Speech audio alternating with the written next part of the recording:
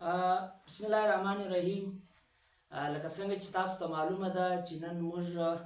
کتاب راوړی دی د الف شفق کتاب 40 رولز اف لو. په د دې کتاب په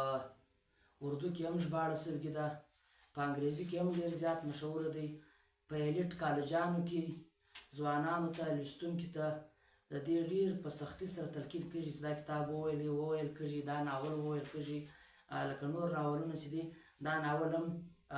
دغه چې دی ویل یې ډېر ضروري دی. پر 3-4 چپټره باندې مشتمله دی، خو ډېر خوبصورت ناول دی. 40 رولز اف لو د ترکیش رایټره ده، د ترکیغه چې الف شفق یې نوم دی. پر تصوف باندې که زه دا وایم چې تر دا خوندور ناول به بل نه وي، نو دا به مبالغه یارایي نه وي، اگزیجریشن به نه وي. ډېر خوندور 2 کرکټره به یک وخت روان کړي دي. یعنی 2 کرکټره معنا یو کرکټر یې پر د مجازي لو جدید لو او یو کرکټر یې د شمس تبریز او د مولانا جلال الدین رومي دی. داسې دی چې ایلا روبسټنس دی، دا په یو دغه کې کار کوي، په براډکاسټ کې، په رایټینګ یو شی لیکي دالته. نو په هغه میډیا هاوس کې یا په چې چیرې هلته شیان چاپېږي یا رایټینګ کېږي، هلته دا کار کوي په پرنټ په پریس کې نه. نو هلته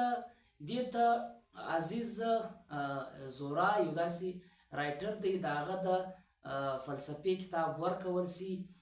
چې دا کتاب مطالعه کړي، دا سټډي کړي. هغه کتاب چې دی د شمس تبریز او د جلال الدین رومي په هکله دی. دا په خپل ژوند کې ډېره زیاته ستړګي د دې مېړه سوي هغه جاوید وي، او جاوید چې دی هغه ډینټسټ وي، ډېر محنت کوي، خو د دوی په ژوند کې خوشحالي نه وي. ایله غواړي چې په ژوند کې خوشحالي راسي، روحاني سکون راسي، محبت یو داسې مینه پیدا کړي په ژوند کې چې دا ورسره مینه وکړي، دا خوشحالي نصیب سي، دا روحاني سکون نصیب سي. د دې په دې ژوند کې چې وه خوشحالي نه وه، نو د دې په دا کې بچیان هم وو، خو هغه بیا خپله ډېره اوږده کاني ده. دلته یو دا په داسې کشمکش کې ده چې څنګه دا له دې ټینشنه له دې پریشانۍ ځان وباسي. دا ته ډېره پورې نسي کولی چې دا ځان وباسي، خو دا کوشش کوي چې له دا پریشانۍ ځان وباسي. چې کله هغه کتاب ورکول سي چې د دې ریویو وکړه، پر دې نظرثاني وکړه، هغه کتاب د شمس تبریز او د جلال الدین رومي. کله چې دا کتاب دا مطالعه کړي، نو د دې د رایټر سره د اتر سره دومره زیاته مینه پیدا سي چې دا وغواړي چې دا لاړ سي د دې سړي سره واده وکړي. دا رایټر عزیز زهرا داسې یو نوم دی، دغه سره واده وکړي. نو دا راولاړ سي، دا خپل کور ته ډېره ستړګي، دا مېړه سره ډېره ستړګي، دا راولاړ سي دا ایله کي. دا چې دا ایله کي، نو دا لاړ سي په دغه رایټر پسې چې د شمس تبریز کہاني سي لیکلي ده، پر مایټیسیزم باندې، پر تصوف باندې کار کړی دی، په دې پسې لاړه سي. خو چې لاړه سي، دغه یوه بدمرغي په ورپېښه سي چې کله دا هغه ورسي هغه رایټر ته، هغه رایټر چې وي هغه مړه سوی وي، مطلب په دې دنیا کې فاني دنیا کې نه وي. دا بیا کوشش وکړي چې دا د ژوند چې دی دا د ستونزو دوم نوم دی،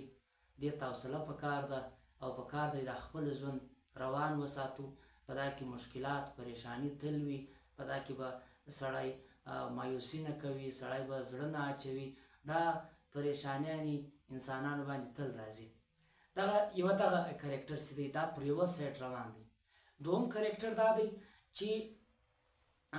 که موږ ته معلومه سي چې شمس تبریز او د جلال الدین رومي کیسه روانه ده. شمس تبریز په تبریز کې اوسېدی،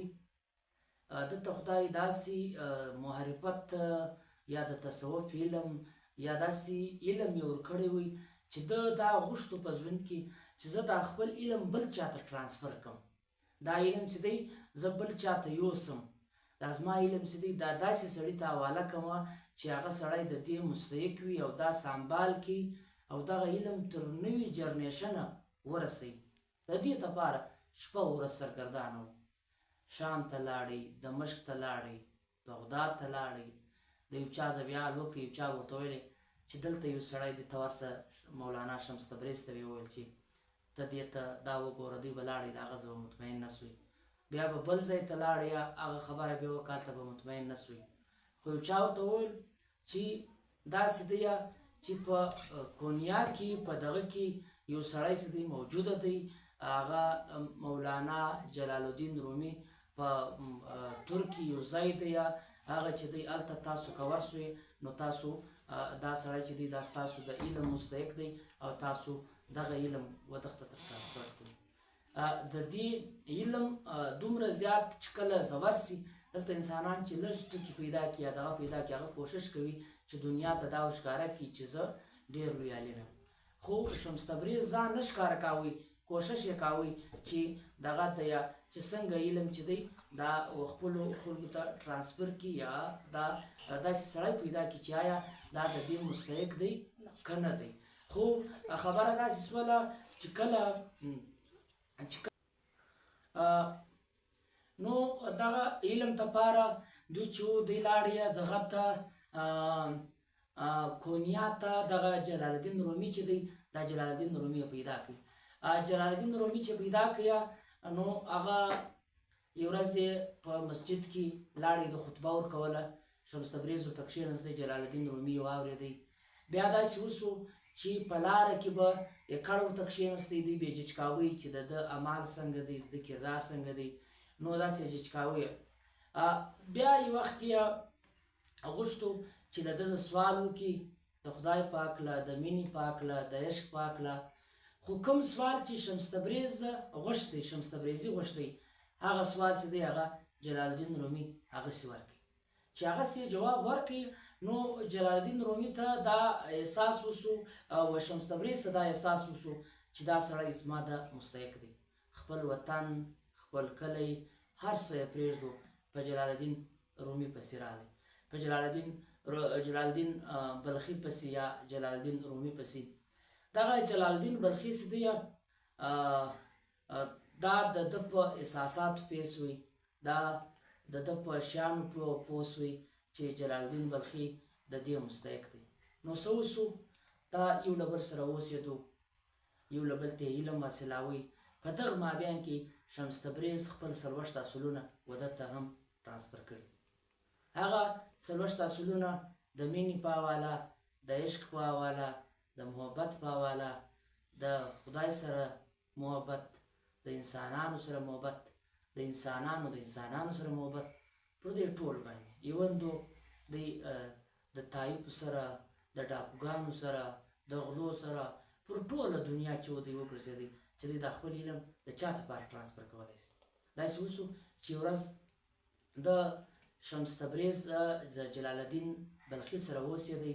یا د جلال الدین رومي سره اوسېدی دا اصل کې یو ورځ دوی په کمره کې ناست دي شمس تبریز چې و د ده دغه یې راواخیستو د ده کتابونه یې راواخیستو هغه یې و دغه ته تس کړل هغه یې و تالاب ته تس کړل په دا باندې جلال الدین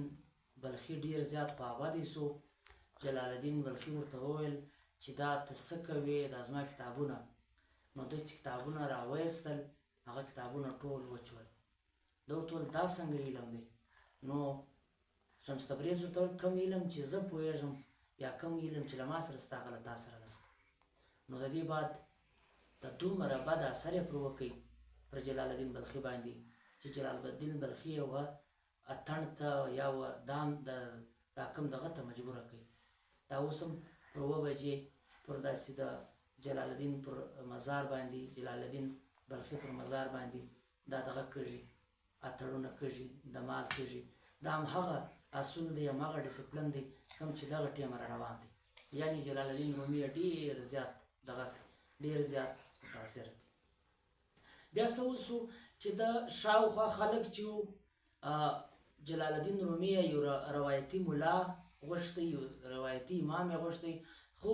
په شاوخوا ماحول کې د خلاف پروپاګنډې شروع شوې چې دا سړی راغلی دی جلال الدین رومي چې دی دا بېلارې کوي دا خرابوي دا له خپلې عقیدې اړوي چې کله هم شمس تبریز کونیا ته راغلی دی نو د جلال الدین رومي سوچ یې بدل کړی دی دغه یې بدل کړی دی دا جلال الدین رومي چې دی دا ګمراه کوي لہذا له دې څخه به دا سړی ګورو دې ټول وطن د علاقه د شمس تبریز خلافه شوه، د شمس تبریزي خلافه شوه. خو په دا کې د مولانا جلال الدین رومي یو زوی چې دی هغه ډېر سخت د دې مخالف سي، او د دې چې مخالف سي او دوی راولاړ سي دوی په یو ځای کې مړ په چاړه یې ووهي، د باندې راوغواړي په یو اراده باندې او بیا یې مړ کړي. د دې بعد جلال الدین رومي چې دی هغه ډېر زیات خراب سي. د جلال الدین د شمس تبریزي په بیلتون باندې ډېر سخت خفه سي، او د هغه خفه کېدو وجه دا چې د په خپل استاذ باندې، په خپل روحاني استاذ باندې ډېر سخت خراب سي، او دومره خراب سي چې بیا کومه شاعري دی وکړه یا کومه مصنوعي ده ولیکه یا کوم شاعران چې ده وکړي، ټوله دنیا یې ولړزوله. هغه شاعري کې چې کوم شیان راوړي دي همدغه عشق وي، همدغه مینه وه چې جلال الدین رومي دومره لوی شاعر کوي. که خدای کول چې دا 40 رولز اف لو چې دي دا به هم بیا له تاسو سره سوکه شیر کوو، بلکې کوشش به دغه وکړو چې په دغه ویډیو په آخر کې موږ دغه 40 رولز اف لو چې دي دا 40 چې کوم دي دا له تاسو سره شیر کوو. نو فلحاله دومره.